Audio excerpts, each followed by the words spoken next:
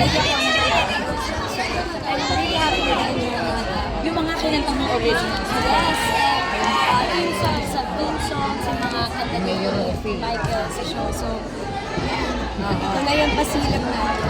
Michael, original din yung kinanta. Yes, yung kinanta namin, we had a mini concert for this media money. Natuwa po ako na ganun yung concert kasi it really relates sa story ng show na to. And siguro, natutuwa din po ako kasi ilang interviews na tayo on set. Ngayon naman, media con and kumbaga for us sa cast, we got to see a bit of the show and nakita namin some of the fruits of our labor, kumbaga. And masaya ako na makita na din ang mga kapuso natin ang story about it. Ito na ang launch ng iyong songwriter era. O, diba? Kumakanta pa ako kanina. Tagal naman ng singer si Michael. Diba? So, ito na yung chance na natin yan na ipakita yung magiging singer. Yes. Mucha cuties yan, no? And I heard na ilalabas itong mga kanta on April 26, April 18 na parang i-release itong mga original songs. I think dapat po nilang abangan to kasi syempre kung parang nga po talaga itong showbiz industry, kumbaga may mga songs talaga kami release dun sa mismong show. I-release na po namin ito sa mga kapuso natin. So abangan nila yung buong album na yan. But soon, of course this year. Ako na proud po ako kasi I mean, yung kanta pa lang nila, catchy talaga eh. And kumbaga pinaghandaan din namin yung mga kanta dito when we recorded and when they were brainstorming about the songs. Talagang we wanted to be as authentic as possible na kahit apart from the show, makaka-relate sila kahit pakinggan nila. At I think very inspiring yung story. Yes, especially yung story ni Jenny and deserve. Talaga ang ganda ng perspective niya dito and it's such a beautiful show na abangan naman. At kamusta ang balik tambalan? Ayun nga po, parang ibang, feel ko ibang tao kami, but also the same. Yung the same, but so, nung una kaming nag-see po ni Michael, Aray. No? Parang nostalgic yung feeling. And sabi ko po kanina, nakakamiss talaga pag nag-unite ka with my friends and then mag-work kayo at the same time.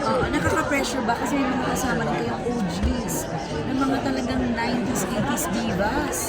Yeah, well, I mean, pag nakakasama po kami, I mean, my mom is a legend, Mr. Sal Nava, of course, and all of the cast talaga, they're iconic, mga legends yan in OPM. And pag ganyan kasi nakasama ko, I just listen, I watch them, I really want to learn from them. Talagang pag nagkakwento sila, si Iggy Tessie always helps us sa mga scenes din namin. And I'm just there to be open, kumbaga. And ang dami nilang experience, now they're passing it on to the new generation, as they say, and I'm thankful na nakatrabaho ko sila.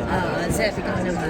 Nung una po parang nakakaba syempre, yun na nga po, mga legends sila. But as I stepped into the set with them, it already felt like a family. Talagang na-feel ko yung warmth nila, na-feel ko how they welcomed us and parang yung willingness sila to guide us along the way. So I'm just so happy. Parang lahat po talaga, kumbaga God ordained yung bawat cast.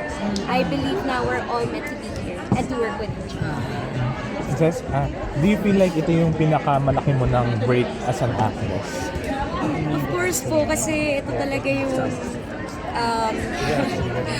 aside from that po kasi yung story talaga, parang may weight siya, hindi lang siya basta I mean, lahat naman ng mga palabas na ginagawa natin may weight, but personally, I just feel it so much kasi nakaka-relate po ako and I really want this show to not just inspire us to work harder and to stay in the industry, but also the people who are gonna be watching this na kung ano man yung sinasabi ng like na may pangarap si Jenny, na merong kahit isang teenager na girl or boy na meron ding pangarap na mapapanood nila and they will get motivated and inspired na o nga no, parang kahit show lang yan na-touch sila. So yun po yung weight nun for me and every time na we meet on set, yun yung nag-fire sa passion natin. And paano mo nakikita yung sarili mo doon sa character? And ano yung mga challenges ni Jenny na pinagdaanan mo rin as in person? I would say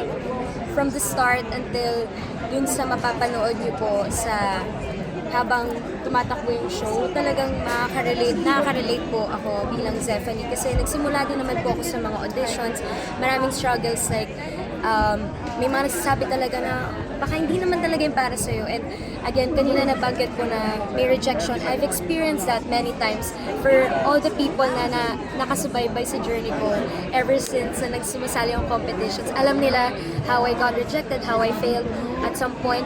Pero one thing that Jenny and Zephanie parang have in common is they will never give up para sa mga pangarap po nila. Dahil naniniwala sila, one day it will happen. And I believe this is a dream come true for not just me, but all the cast na kasama ko. Kasi lahat po kami, kwento namin to. And I'm sure, kwento din ng lahat ng mga kapatid. Michael and Seth, can you